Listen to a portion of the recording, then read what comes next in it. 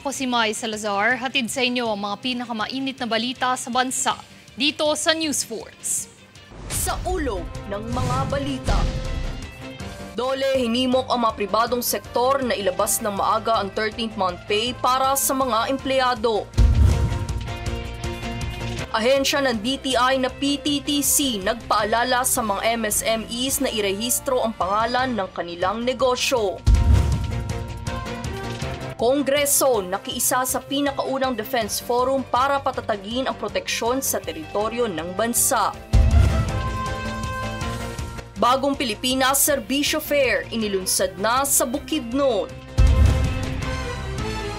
Ilang atraksyon sa Kamaynilaan nagningning sa ginanap na taunang Christmas lighting ceremonies. Zach Tabudlo nakatakdang magtanghal sa Singapore para sa kanyang 2024 concert. Patas at pantay na balita, komprehensibong ulat para sa pulso ng masa. Ito ang News Force. Pinaalalahanan ng Department of Labor and Employment o DOLE ang lahat ng private sector employers na ilabas ang mandato na 13th month pay ng kanilang mga manggagawa nang hindi lalampas sa ika-24 ng Disyembre. Sa Labor Advisory 25 Series of 2023 na inilabas noong ika-8 ng Nobyembre, inulit din ni Labor Secretary Bienvenido Laguesma ang taunang gabay ng departamento sa tamang pagkalkula ng mandatoryong benepisyo para sa lahat ng empleyado sa mga pribadong kumpanya. Ang 13th month pay ay mandatory sa ilalim ng Labor Code of the Philippines at Presidential Decree 851. Sinabi rin ng departamento na hindi nito papayagan ng mga kahilingan para sa exemption o pagpapaliban ng pagbabayad nito.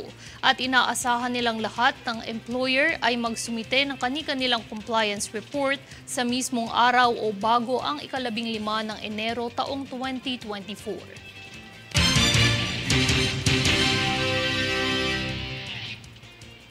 Dahil nagsimula na ang National Children's Month ngayong buwan, nanawagan sa publiko si Department of the Interior and Local Government o DILG Secretary Benhur Abalos na tutukan ng mga lokal na pamahalaan ang kalusugan at nutrisyong pangangailangan ng mga kabataan sa kanilang pamayanan.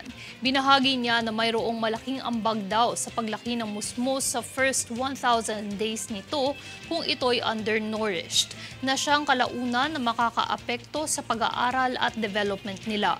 Sa kanyang panayam sa Council for the Welfare of Children, kanya ring tinukoy ang mga pangunahing problemang kinahaharap ng mga batang lansangan, partikular na sa Kalakhang, Maynila ngayong papalapit na ang Pasko. Dahil dito, planong simulan ng ahensya ang mga programang tutugon sa kalusugan at proteksyon ng mga musmos ngayong buong buwan ng Nobyembre, alinsunod sa kanilang ipinapatupad na Memorandum Circular.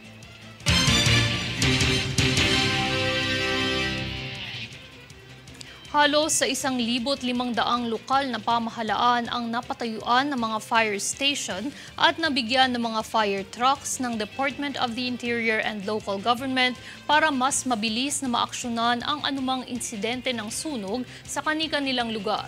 Narito ang balitang hatid ni Jade Buhoy. Sa mga nagdaang buwan, marami-raming insidente ng sunog ang naganap sa iba't ibang panig ng bansa. Kaya naman ang Department of the Interior and Local Government o DILG ay nagpatayo ng fire station sa halos 1,500 lokal na pamahalaan sa bansa para mas mapabilis ang pagsugpo sa sunog. Ayon kay DILG Secretary Benhur Abalos, kanilang higit na pinagtutuunan ng pansin ang pagpapaigting sa ahensya ng Bureau of Fire Protection o BFP upang mas mapabilis ang pagresponde sa bawat lugar at mabawasan ang bilang ng magiging biktima ng sunog. Base sa pahayag ni Abalos, mayroon kabuuang 2,912 fire truck unit ang inihandog sa iba't ibang lokal na pamahalaan upang mas mapaikli ang oras na igugugol ng mga bombero sa pagpuksa ng apoy. Ang mga karagdagang fire trucks at ipinatayong fire station ay alinsunod sa Republic Act 11589 o ang BFP Modernization Act of 2021 na naglalayong mag-ugnay ang BFP at DILG upang pagtibayin ang kakayahan ng mga naninilbihan, palakasin at paghusayin ang mga kagamitan, pati na rin ang pagpuksa at investigasyon sa tuwing mayroong rescue operation at pagpuksa ng sunog. Jade Buhoy, nag-uulat para sa One Media Network. Nagbigay paalala ang ahensya ng DTI na Philippine Trade Training Center o PTTC ukol sa pagrerehistro ng mga MSMEs na kanilang pangalan ng negosyo. Pahayag ni PTTC Executive Director Nelly De Liera, ang pagrerehistro ay paraan upang masubaybayan ng ahensya ang kanilang mga pangangailangan para sa mga pagsasanay, trade fairs at iba pa. Dagdag pa niya, ito'y para maprotektahan din ang kanilang negosyo sa mga panluloko at iligal na transaksyon.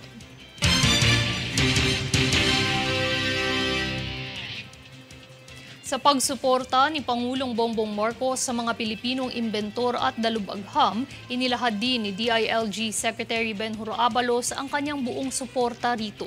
Saad ni Abalos, magiging katuwang ng mga imbentor at dalubagham ang ahensya para magkaroon ng exposure ang kanilang mga imbensyon at maipakilala sa publiko.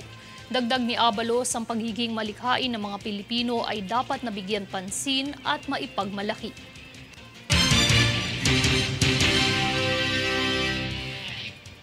Ipinagdiwang ng National Press Club of the Philippines ang ika-71 anibersaryo nito kamakailan na dinaluhan ng mga stakeholder at ilang opisyal ng gobyerno. Alamin ang detalye kay Princess Castro. Sa pagdiriwang ng ika-71 anibersaryo ng National Press Club of the Philippines kamakailan, iginawad nito ang parangal sa mga ahensya at organisasyong patuloy na sumusuporta sa mga adhikain nito. Dumalos sa naturang selebrasyon ang mga miyembro, mga kasamahan sa media at mga opisyal ng gobyerno gaya ni na Presidential Advisor on Poverty Alleviation Larry Gadon, COMELEC Chairman George Erwin Garcia, DSWD Assistant Secretary Romel Lopez at marami pang iba. Tumanggap din ng parangal si Ms. Lorlene Velarde, General Manager ng One Media Network at Chairman ng istasyon na si Mr. Philip Chen. Kaugnay nito ay nagbigay ng mensahe ang Guest of Honor at Speaker ng pagtitipon, ang kalihim ng Presidential Communications Office na si Cheller Velicaria Garafil. Happy anniversary, 71st. Sana patuloy kayong maging institusyon, especially at this time na madami masyadong fake news, misinformation, and that's one of our advocacies sa PCO. So we're counting on Press Club to be, of course, our partner in our endeavor for the media information literacy campaign. So happy anniversary to everyone and more power. Naghatid din ng kasiyahan ang mga imbitadong performers sa kanilang naging special number na nagpaindak sa mga dumalo sa selebrasyon.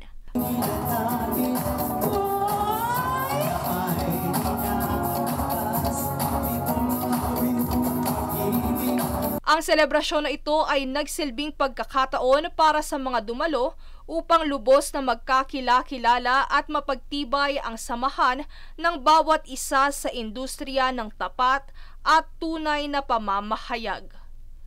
Princess Castro, nag-uulat para sa One Media Network.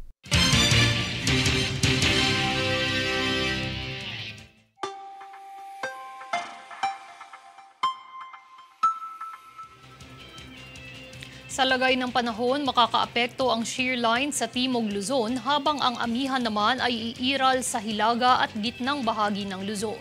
Dahil rito, asahan na maulap na kalangitan na may kalat-kalat na pag-ulan sa Bicol Region, Aurora, Quezon at Northern Samar. Maulap na kalangitan na may pag-ulan naman ang posibleng masaksihan sa Cagayan Valley at Apayao.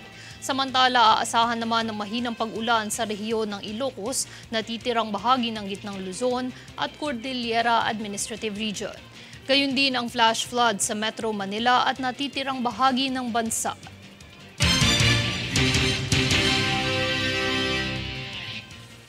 Susunod sa News Force. PBBM tiniyak na walang impluwensya ng politika ang Maharlika Funds. Senator Grace Poe inihayag na dapat tumulong ang telco sa pagkakaroon ng libreng Wi-Fi sa mga pampublikong paaralan.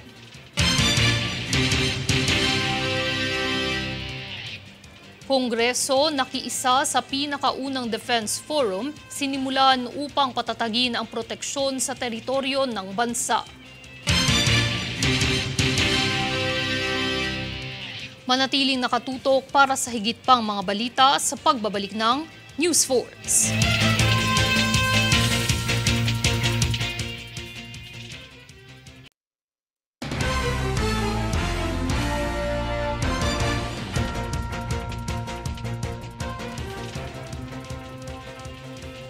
Sisiguraduhin ni Pangulong Marcos na walang impluwensya ng politika ang operasyon ng Maharlika Investment Corporation. Para sa detalye, narito si Francis Riodique. Upang masiguro ang epektibong pamamalakad ng Maharlika Investment Corporation, tiniyak ni Pangulong Bongbong Marcos Jr. na ang mga kwalifikasyon sa pagiging board member nito ay walang impluwensya ng politika. Ayon kay Monetary Board Member at dating Treasurer ng Pilipinas, Rosalia De Leon, ang pagtatanggal na ito ng konsiderasyon ay upang malayang makapaglatag ang board ng pinakamasusing pamantayan sa pagpili ng mga miyembro base sa kanilang karanasan at kakayahan sa pamamahala ng pera. Kaugnay nito, naglabas ang Malacanang ng revised na Implementing Rules and Regulations nitong Sabado na nagtatakda sa Pangulo ng kapangyarihang tumanggap at magtanggal ng mga nominado ng MIC Advisory Body. Ito naman ay sinuportahan ni House Speaker Martin Romualdez. Aniya, ito ay paigtingin ng pagtitiyak ng transparency at accountability ng MIC.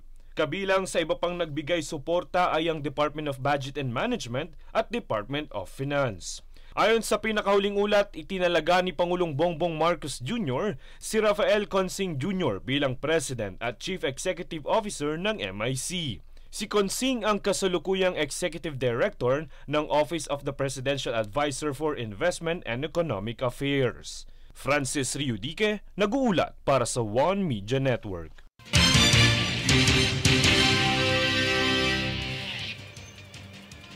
Libreng Wi-Fi sa mga pampublikong paaralan ay dapat natulungan ng telco companies na maisakatuparan ayon kay Senator Grace Poe. Alamin mula kay Daniza Lopez.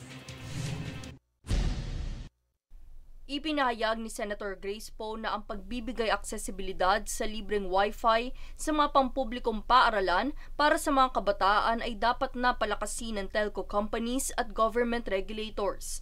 Ayon kay Poe, dapat natulungan ito ng Department of Information and Communications Technology o DICT at Department of Education o DepEd bilang parte na ng new normal ng online education. Dagdag pa niya, may ilan pa rin sa mga kabataan ang walang sapat na pera para makapag-Wi-Fi para sa kanilang mga pananaliksik at mga gawaing akademya. Kumpiyansa naman si Poe na handang makipagkoordinasyon ang mga telco companies para sa pagpapabuti ng sektor ng edukasyon. Daniza Lopez, nag-uulat para sa One Media Network. Hinikayat ni Senator Pia Cayetano ang mga bagong halal na SK na magpalaganap ng kabutihan sa pamamagitan ng pagiging isang tapat at magandang ehemplo na lider sa mga kabataan. Daniza Lopez para sa detalye. Sa pagdalo ni Senator Pia Cayetano sa Tagaytay International Convention Center, kung saan naroon ang mga opisyal ng Sangguniang Kabataan o SK para sa pagsasanay at seminar, nag-iwan ito ng mensahe sa mga bagong halal para sa magiging pamumuno nito sa komunidad. Ayon kay Cayetano, nararapat na akuin ng mga SK ang responsibilidad nito sa pamumuno dahil sila umano ang tinitingala ng mga kabataan. Bilang anti-vape ang senadora, pinaalalahanan nito ang mga opisyal na iwasan ng pagve-vape o kahit na anong uri ng tobako gaya ng paninigarilyo dahil pareho lamang itong masama sa kalusugan ng tao. Dagdag pa niya, kaakibat din sa bisyo ang paggamit ng mga ilegal na droga at labis na pag-iinom.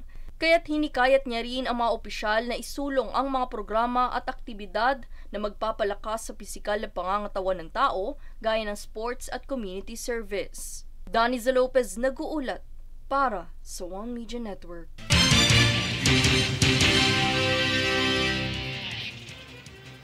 Sa kabila ng tumitinding tensyong kinakaharap ng bansa ukol sa West Philippine Sea, ang kauna-unahang Defense Forum sa Pilipinas ay pinasinayaan ng Kongreso at iba pang ahensyang pangdepensa upang talakayin ang kilos na isasagawa ng pamahalaan para sa proteksyon nito. Tunghayad si Jade Buhoy, hatid ang balitang ito. Sa pamumuno ni Speaker Ferdinand Martin Romualdez sa Kongreso, binigyan diin niya ang kahalagahan ng dedikasyon upang maprotektahan ang katapatan sa bansa, kaligtasan ng mga Pilipino at pagsusulong ng kapakanan ng mga militar para sa teritoryo ng West Philippine Sea noong ginanap ang kauna-unahang Defense Forum sa Pilipinas. Kasama sa nasabing talakayan ukol sa depensang pang-teritoryo ay ang Armed Forces of the Philippines pati na rin ang National Defense College of the Philippines Alumni Association kung saan ito'y binubuo ng mga dalubhasa sa sektor ng pambansang seguridad pati na rin ang iba't ibang aspeto ng national defense. Ayon kay Romualdez, maglalaan ang Kamara ng higit sa 1 bilyong pisong halaga ng confidential funds sa 2024 national budget para sa mga ahensyang namumuno sa seguridad ng pambansang proteksyon ng teritoryo ng West Philippine Sea. Samantala, bahagi din ng pagpupulong ang mga ipinatupad na kautusan upang mas mapaigting ang operasyon ng AFP at iba pang puwersang militar nang mas mapaunlad ang benepisyo para sa mga sundalo at uniform personnel na magkaroon ng mas magandang kinabukasan bilang ganti sa kanilang sakripisyo at serbisyo sa bansa. Jade Buhoy, nag-uulat para sa One Media Network.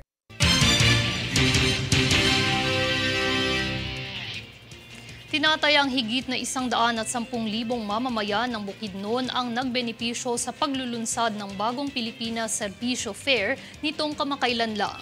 Ito ang ikapitong probinsya na inilunsad kung saan nakatayo ang mga caravan na 58 service caravans ng 58 ahensya at 176 na iba't ibang serbisyo at programa. Tinatayang umabot sa 379 million pesos na tulong pinansyal ang naipamahagi sa nasabing service caravan.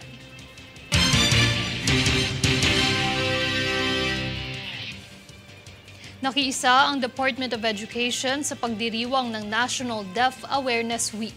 Para sa detalye, narito si Francis Riodique.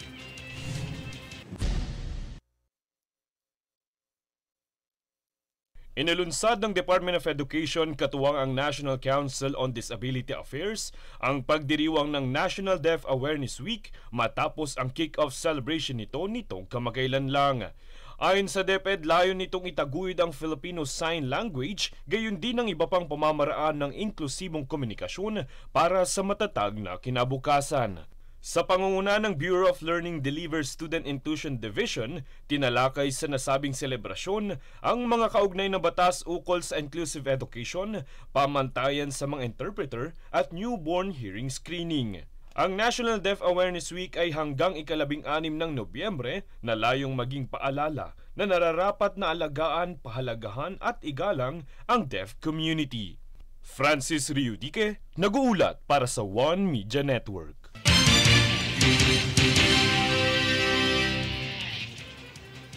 Matapos ang 4 na araw na mainit na kompetisyon ng mga golfer at guest, matagumpay na nagtapos ang taunang 4x4 Invitational Tournament ng Eagle Ridge Golf and Country Club nitong weekend. Tunghaya ng buong ulat ni Princess Castro. Kinilala ang mga nagwaging koponan mula sa mahigit 500 kalahok ng taunang member guest 4x4 Invitational Golf Tournament ng Eagle Ridge Golf and Country Club nitong Sabado 11 ng Nobyembre. Bilang pagtatapos ng kompetisyon, ginanap ang awarding ceremony sa poolside area ng Country Club. Ayon kay Eagle Ridge General Manager Antonio Ocampo, matagumpay ang naturang event dahil sa naging suporta ng mga miyembro at pamunuan ng Eagle Ridge. I'd like to thank all our members. Maraming salamat po for patronizing our golf course, our golf club, and for having the patience in staying with us. Thank you very much. I'd like to thank all the guests who joined this 4x4. Next year should be bigger. I promise you we will maintain our courses in this condition. Kaugnay nito ay nagpasalamat din si Golf Tournament Chairman Ramil Villanueva sa lahat ng mga kumpanya na sumuporta upang masiguro ang maayos at matagumpay na pagdaraos ng kompetisyon. It is an honor and privilege to be your chairman of the 4x4 Invitational Tournament. See you all next year.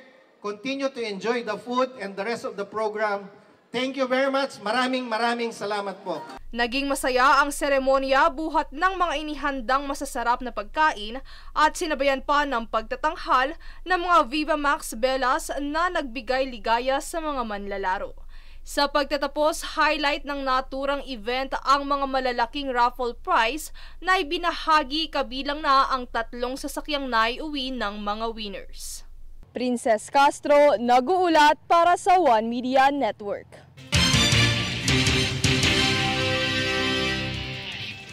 Susunod sa News Force. Philippine Dive Expo gaganapin sa World Trade Center sa darating na Pebrero taong 2024.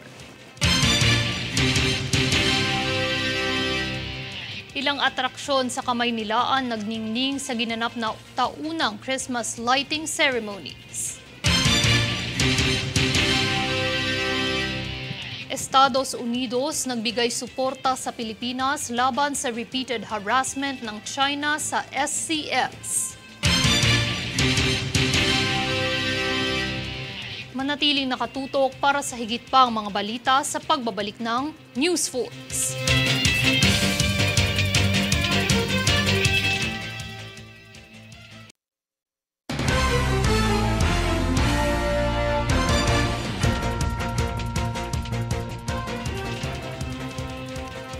Nakatakdang maganap mula Pebrero 23 hanggang 25 ng 2024 ang Philippine Dive Expo o PHIDEX sa World Trade Center, Metro Manila sa Pasay City. Inorganisa ng Department of Tourism o DOT ang PHIDEX na may pinakamalaking plataporma sa bansa para sa diving community. Inilunsad noong 2019, ipinagmamalaki ng PHIDEX ang isang dive travel exchange business-to-business meeting na nagpapadali sa mga koneksyon sa pagitan ng internasyonal at Philippine dive operator. Magtatampok din ang kaganapan ng isang dive conference na nagbibigay ng isang plataporma para sa mga lokal at internasyonal na dalubhasa upang mag-network at magbahagi ng kaalaman sa industriya.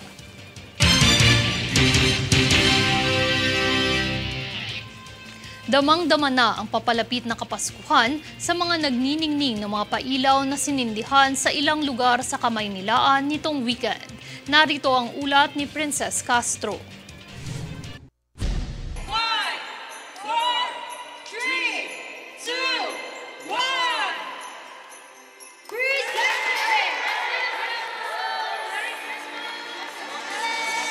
Sa pagpasok ng holiday season ay kabi-kabilaan na rin ang pagpapailaw ng ilang mga atraksyon sa Kamaynilaan na ginanap nitong weekend. Ang Christmas tree lighting ceremony ay idinaraos ng Manila Ocean Park taon-taon upang magbigay daan sa paggunita sa nalalapit na Kapaskuhan.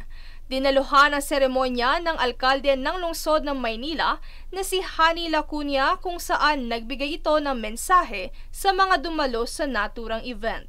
The lights give life to a Christmas tree, like the rays of the light that Jesus Christ brought to this world. He's truly the real reason for the Christmas season.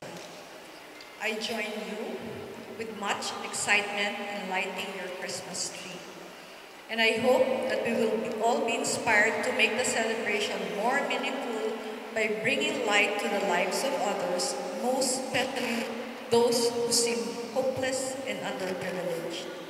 May the blessings of the Christmas of peace, harmony, joy, and love be with all of us. Sa kabilang banda, hindi rin nagpahuli ang lungsod ng Makati na ibinida kamakailan ang pagpapailaw sa mga naggagandahan, nagniningningan at naglalakihang mga parol sa ceremonial lighting ng Ayala Avenue Christmas lanterns. Ang pagpapailaw na ito ay nagsisimbolo sa pag-uumpisa ng paggunita sa selebrasyon ng Pasko sa lungsod na dinaluhan ni Congressman Luis Campos, Vice Mayor Monique Lagdameo at iba pang invited guest. Samantala, sa isang panayam ni Mayor Lacuna, binigyang diin ito ang kahalagahan ng lighting ceremony sapagkat ito ang sumisimbolo sa kapanganakan ni Jesus at patuloy na pagsasama-sama ng pamilyang Pilipino. Dagdag pa niya na ang mga ganitong pagtitipon ay nakatutulong sa pagbubuhay ng industriya ng turismo. Bukod sa pagpapailaw ng Christmas tree, ay napuno naman ang kasiyahan ng pagtitipon mula sa iba't ibang invited guest performers. Sa natunghayan nating Christmas tree lighting ceremony ngayong taon sa Manila Ocean Park, tunay ngang damang-dama na ang saya sa papalapit na Kapaskuhan. Princess Castro, nag-uulat para sa One Media Network.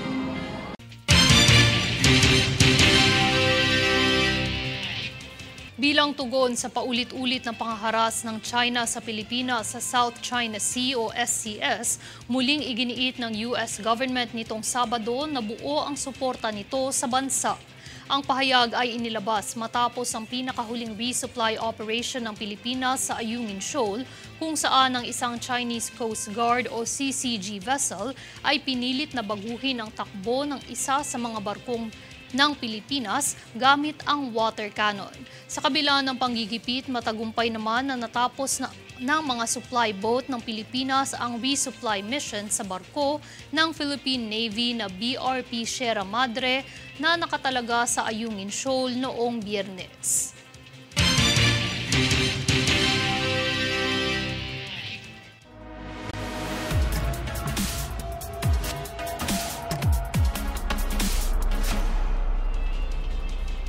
Nakatakdang magsagawa ng concert sa Singapore ang OPM singer na si Zac Tabudlo sa susunod na taon. Inihayag ni Zac Tabudlo sa isang anunsyo na magkakaroon siya ng Singapore leg para sa kanyang The Morning Tour sa darating na ika-21 ng Enero sa taong 2024. Ang pre-sale ng mga tiket ay magiging available sa ika-14 ng Nobyembre mula alas 10 ng umaga, habang ang general sale ng mga tiket ay magiging available naman sa susunod na araw sa pamamagitan ng online, hotline at mga SingPost outlet.